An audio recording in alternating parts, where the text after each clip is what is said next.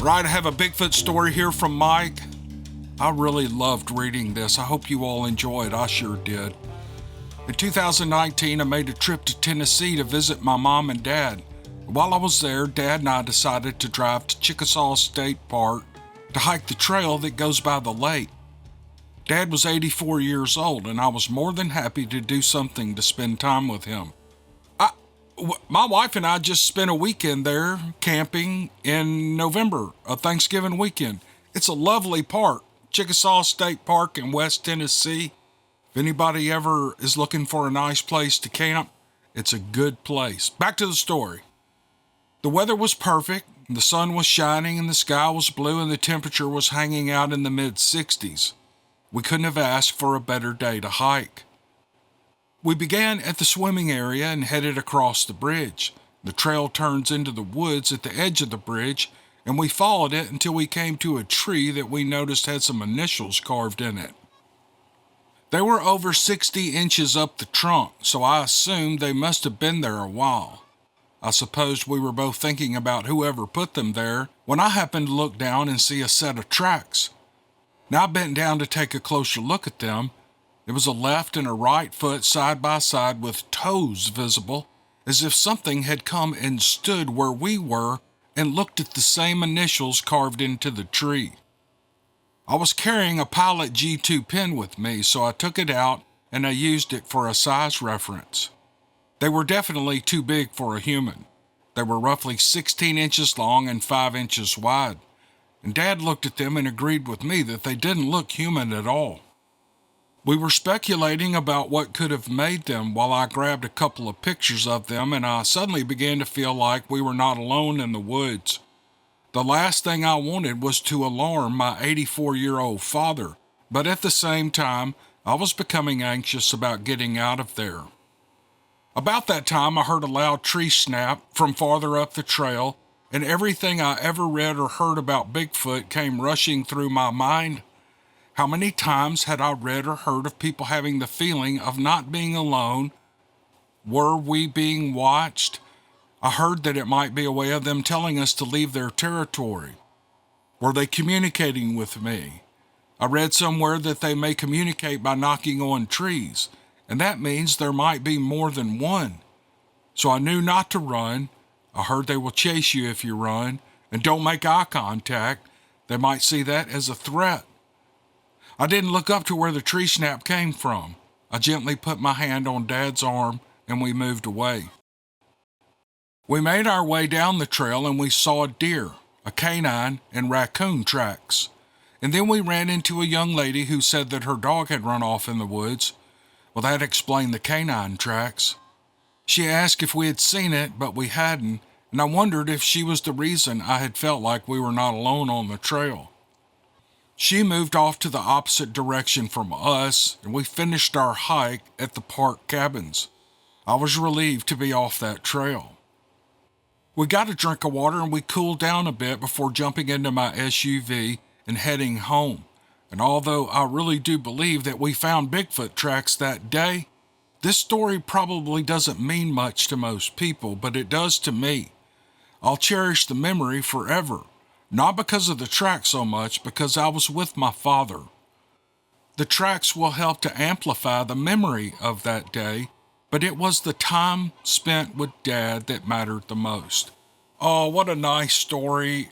That is a very nice park. We went there, it was cold, Thanksgiving weekend, and when I go out in the woods, I never think about Bigfoot. I just enjoy where I'm at.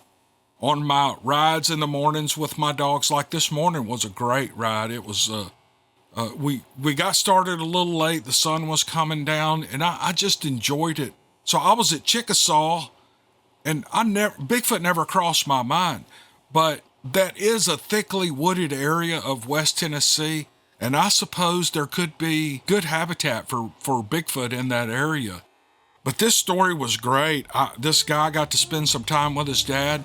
I don't know when I got this story. I could look and see, but I'm too lazy. But this was probably within the last year or so. So I hope his dad is still doing good at 84 or 85. And I'm glad he got to spend that time with his dad. and saw some probably legit Bigfoot tracks. It's a great story. I appreciate these stories so much. Thank you for sending it.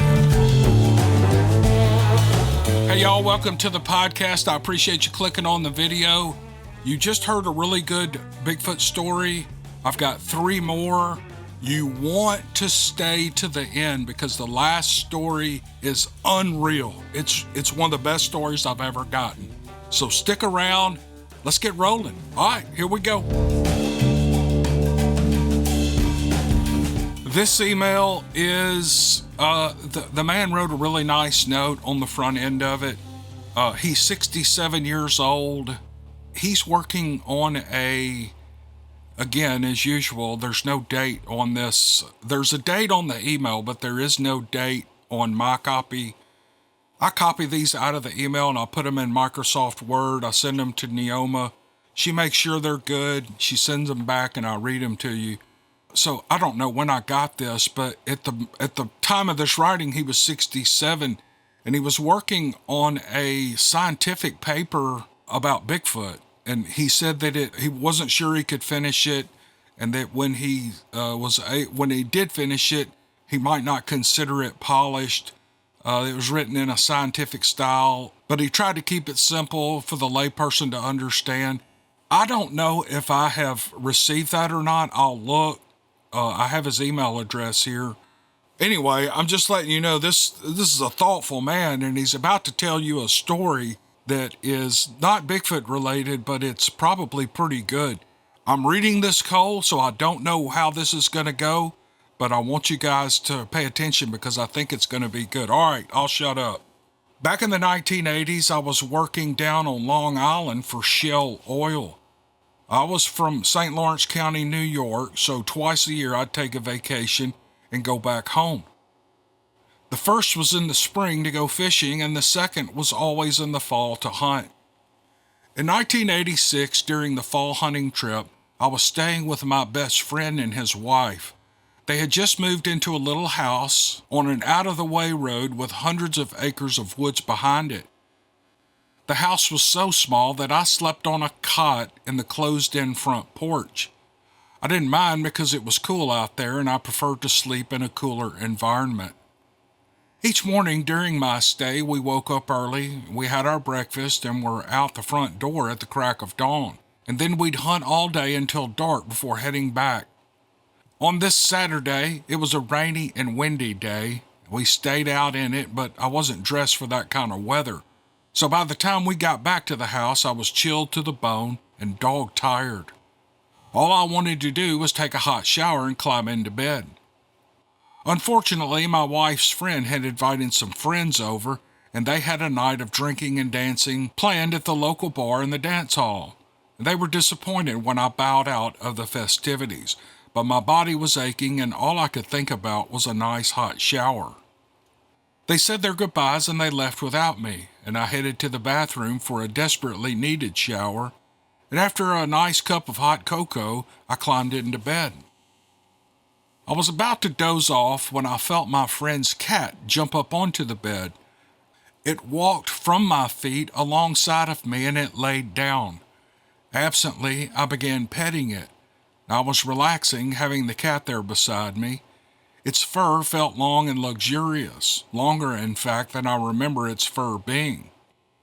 My eyes were closed and sleep was taking over when I felt it stand up and walk back to the bed and jump off the bed. The cats are fickle that way. Several hours later, I was awakened by my friend and his wife coming in from their night out, and as I opened my eyes, I saw their cat in the door with them. "How did the cat get out?" I asked. My friend's wife shot me a puzzled look and said, "I let her out before we left." "No," I told her. "I was in the house and it jumped on the bed and I was petting it." Well, they laughed and they said that I must have been dreaming. I was 100% certain that I was still awake when that cat jumped up on the bed, but it was 2 a.m. and I was too tired to argue. If they were playing a joke on me, well then, let them have their joke. They went to bed and I went back to sleep. The next day, the lady from across the road came over for coffee. My friend's wife told her about me and the cat. apparently thinking she would tease me about it. But rather than laugh, the neighbor lady turned pale and said, "Did you know this house belonged to a witch?" 3 sets of eyes turned to her. Was she kidding? She went on to say that she believed the owner of the house was a witch because she had long black hair and she was mean to everyone. The woman lived alone except for several cats, and she seldom came out of the house, and she eventually died in the house because no one else wanted to live in it. And that was when my friend and his wife were able to rent it. I told the neighbor lady that I felt the bed move and then I was petting something with long hair that I thought was my friend's cat. And that was when she told us that while the house sat empty, there were times when she was sure that she could hear noises coming from the house. She wouldn't come near it. It wasn't until after my friend and his wife moved in and they became friends that she set foot inside, and then only because they had become friends. A few days after that, we were watching TV when I could have sworn I saw an apparition walk from the dining room to the kitchen. Now I freaked out, but my friend only laughed. He said he didn't believe in ghosts and that nothing had ever happened in the house before to make them feel otherwise, nor had his wife ever mentioned anything about seeing ghosts. A few years after that, they moved out, and although he admitted that a few odd things happened to them while they were living there, he insisted that they only moved because the place was falling apart and the landlord refused to fix anything. The following year, the house was torn down. It's easy to think that life would be straight and narrow, all according to science without any deviation. And then one night, a cat that isn't a cat jumps on your bed and changes your whole perspective. Oh man, that's not like a terrifying type story, but I keep thinking in my head, was he like rubbing that old witch's head? Like, was she laying beside him and was he like rubbing her head? His eyes were closed. He's almost drifting off to sleep. And it's like one of those creepy movies where those kind of stop motion people kind of walk and crawl and stuff. And did she crawl up beside him and he was rubbing her head? Woo! Man, it gives me the willies. Anyway, this was a great story. John, thank you for sending it. And I'm going to look to see if you've sent your Bigfoot stuff. If you have, I'll probably pull it up and read it. If you haven't, I would be interested in reading it. So it's hard to keep up with all the emails I get. I still get several stories a week, and I'm going to try to get to all of them. But this one was kind of special to me. I thought it was really good.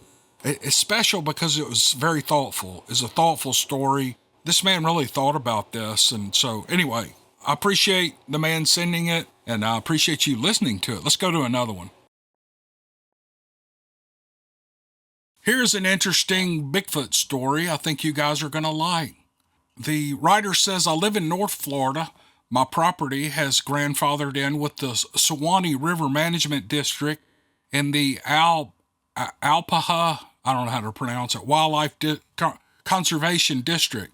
The Alpaha River borders one side and the Little River on the other, making up approximately 1,000 acres where every type of wildlife can be found. There are bats and flying squirrels and gators and coyotes and deer, and bear are known to come through at different times. I'm a woods-savvy woman who is at 67 and is more comfortable in the wilderness than in a mall. Oh, I love that. I love that. Oh, that's my kind of girl right there. It was late summer 2021 when the days were so hot and the humidity was so unbearable that it felt like you were breathing through a wet rag. The rain would bring only a slight reprieve when it felt like a wall of water hell-bent on cooling off the land. At 5 p.m. that day, my beagle and my bully both made a break for the woods. A bully is a pit bull, by the way, and I love pit bulls. They're wonderful dogs. Usually I would give them time to run the woods and wear themselves out, knowing that they'd return when they got tired. But that day, time got away from me, and a squall was coming in before I realized they hadn't come back yet. By the time I loaded my 9mm and grabbed a flashlight, my foul weather gear and towels for the dogs, it was already raining. On a sunny day, it would have still been light out, but the storm turned that day to night. The only light was from my truck's headlights as I pulled through the gate heading to my nearest neighbor's house, where my dogs usually ended up when they didn't come home. My windshield wipers were wide open, and I had an arm out the window holding the light beam on the roof of the truck's cab. The dirt road was a soupy river of pooling water, and visibility was somewhere around 0. 20 yards from my gate, I caught sight of a rabbit running across in front of me. I let my eyes follow it across before turning back to focus on the wall of water in front of me, and instantly a very tall figure on 2 legs crossed on the heels of the rabbit. I didn't see any real detail. All I knew was that it was tall and it moved with lightning speed. My truck has 3-inch lifts and I sit on a pillow, and still it was taller than I was in my seat. It had a flattened down appearance like hair when it's wet, and it didn't seem to have a neck. I was reminded of Thing on the Addams Family show, but clearly it was something, but I had no idea what it was. I quickly turned around and went to look for tracks, and of course the rain had obliterated any possible evidence. I went back to the house and got my 308 just in case, and then I went to the neighbors in search of the dogs. I didn't see them immediately, but on a hunch, I checked this open-ended stall where he parks his tractor, and there was my bully. She was crouched in the far corner, and she was whining and cowering, and she was growling and acting crazy, and she refused to budge. I grabbed a towel, intent on wrapping her in it so I could lift her into the truck, and she did something that she's never done before, not even once. She snapped at me. I took a good look at her then, and her eyes were as big as saucers. And she was clearly scared out of her mind, and she was peeing on me. Meanwhile, the rain was still coming down with a vengeance, and I still hadn't located the little beagle. I pulled back into the yard and I called for her, and I was worried that she wasn't with the bully. As I listened, I heard her barking at the back of the property. It wasn't a bark like she was chasing something or on a scent. It was an odd sound, almost like a cry. I left the bully in the truck and shouldered my 308, and I grabbed the light and headed in her direction. And I kept calling for her, and as I did, I could hear that she was getting closer.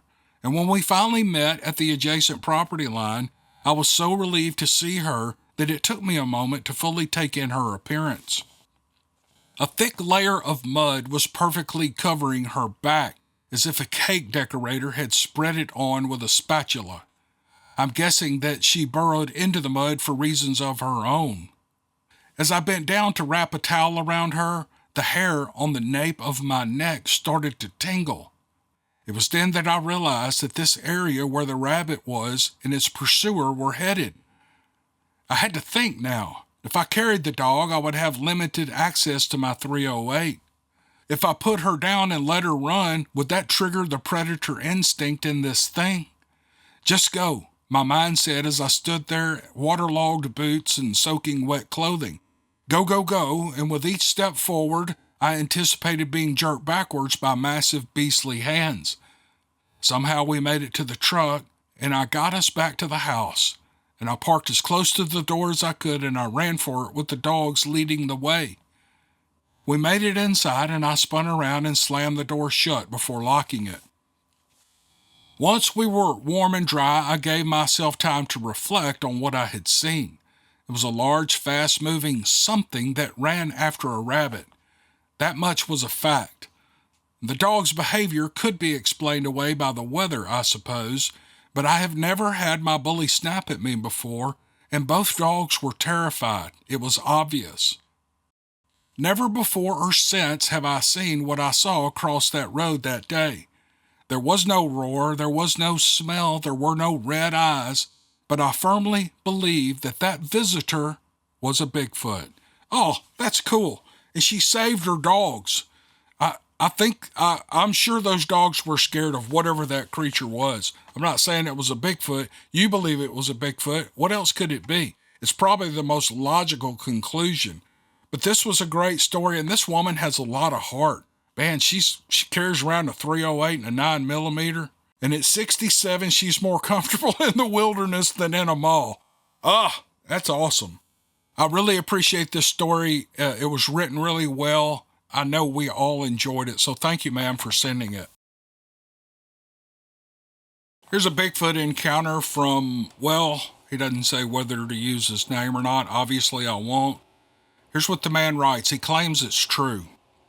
After living with this strange event in my mind for more than a few years now, and upon hearing others coming forward and sharing their own unusual encounters, I thought I'd take the time to recount to you and your listeners what happened to me. Many years ago, my friend grew tired of our home state and yearned to be somewhere with the mountains, lakes, and an abundance of natural beauty.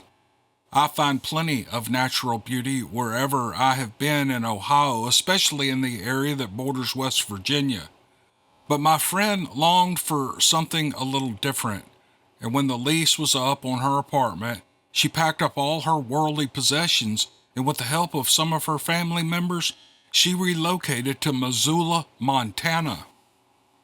A part of me was happy for my friend, but another side of me was sad and maybe even a little upset that she chose to move away. We were never more than platonic friends, and neither of us ever tried to move our friendship in a more romantic direction, and that suited us just fine, and it still does. But I knew I would miss having her nearby to hang out with. It helped that we stayed in touch with almost daily phone calls and emails and instant messaging. Because Missoula is relatively a small town, she deserves her anonymity, and I won't go into detail about what my friend does for a living, but she does it well and enjoys it a lot and is paid well for it. Late in 2007, when I expressed a need to break from my own work, she invited me to come to Montana for a visit. I needed a rest and I missed my friend, so I accepted her invitation. I'm a mechanic by trade and I own my own shop, and it takes time to make arrangements, and I also don't like to fly. So for me, driving was my only option. It was June of 2008 before I was able to make it out there. The next 8 days were great. I decompressed and reminisced, and together we explored some of that natural beauty she had moved out there for. We took a day trip to Idaho, and that evening, after arriving back at her place, she surprised me by announcing that we would be heading north the next day. First, we would go to Flathead Lake and then later to Whitefish to do some hiking on some private land owned by her boss. The next day, we packed up her vehicle and headed out, and 2 hours later, we arrived at our destination. We were too full from the snacks that we had brought to bother eating anything else before heading up the trail. I backed her car into the narrow area off the road where the trail began and we got out. The trail, if you can call it that, was not well worn. Considering that we were in a remote area on a private land, I shouldn't have expected it to be worn. My friend was excited to get started, so we grabbed the things we needed, my walking stick and sunglasses and bear spray and bottled water and my cell phone, and we started up the trail. I led the way with my friend following. I could hear every step she took on the path that was covered with dead sticks and leaves. Although the trail wasn't much, the view was majestic, and the mountains were something that I could stare at all day. Now, I had been in the Appalachians at different times in my life. These mountains were considerably more impressive and scenic. We had been hiking for 20 minutes when my friend had to stop to work a cramp out of her calf, and I offered to wait and rest with her and even to head back to the car once she was able to walk again. But she insisted that this was my vacation, and since I don't take many vacations, I should head up the trail and that she would catch up with me shortly. Now, I was reluctant to leave her behind, but she was insistent, and I finally agreed on the condition that she take the bear spray. We only had one can between us. She balked at that too, but when I told her that I would only go a quarter of a mile and then stop and wait for her, she agreed. So for the next 8 minutes or so, I plodded along, taking in the view and listening to the unusual sounds of small animals chattering, birds singing, and insects buzzing. And then everything got quiet. It happened so suddenly that I couldn't help but notice. It was like a switch had been flipped. I looked all around, wondering why everything had gone so silent. It usually means there's a large predator in the area, and I was unarmed. And then, 30 yards ahead of me, I saw it. It was a large male grizzly bear staring directly at me, and my heart sank into the pit of my stomach, and then jumped back up into my chest and began to beat furiously. My hand reached for the can of bear spray, even as my mind was telling me that it was not there. My friend had it with her. I took inventory of what I had: a 5-foot walking stick, a bottle of water, my flip phone, a little beef jerky in the pocket of my cargo shorts. Not much to work with when dealing with a grizzly. I considered climbing a nearby tree, but then I remembered that it would climb up after me and pull me out like I was one of the stacked potato chips in a can. I was considering my options when the bear started moving toward me. I nearly voided myself at that point, and then this thing suddenly and without any noise appeared in the path next to me. 1 minute I was standing there alone facing the grizzly, and the next it was standing beside me to my right. The bear stopped its charge abruptly. I don't know if it was sizing up the thing beside me or if it was just as stunned as I was to find it there without warning. In a blur, this thing that I now realize was a Bigfoot lifted a rock the size of a cantaloupe over its head and threw it at the bear in a long arc.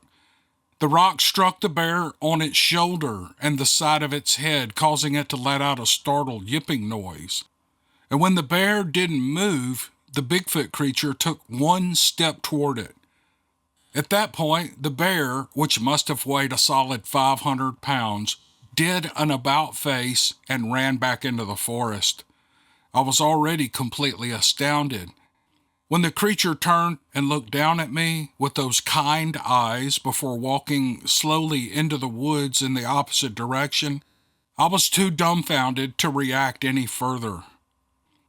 I thought a lot about what it looked like. From everything I've read, heard, or seen about them, it looked like a Bigfoot. I've watched the Patterson-Gimlin film, and if I had to guess, I would say it was maybe 2 feet taller than that one. Its fur was dark brown and so shaggy that I couldn't make out any well-defined muscles. However, it threw a big heavy rock like you or I might throw an acorn, so it must have had muscles. It was the eyes that I remember the most. They were almost human, with a mix of green tinged with gray. There was no discernible odor. No, a dog rolled around in an outhouse pit and then took a bath in skunk spray.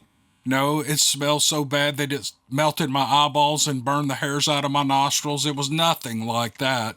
I don't remember any odor at all. What I found most astounding, aside from saving my bacon, was how it stepped on the same trail I was walking, that my friend had walked, and that was covered in leaf litter and sticks, and it never made a sound. I believe these things can be extremely loud and vocal when they want to, but they can be silent as a ghost too.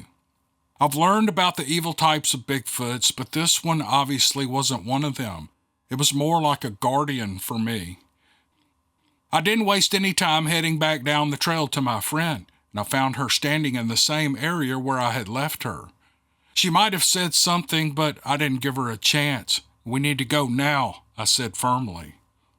She opened her mouth to protest, but there must have been something in my expression that made her close it again, and she followed me back to the car.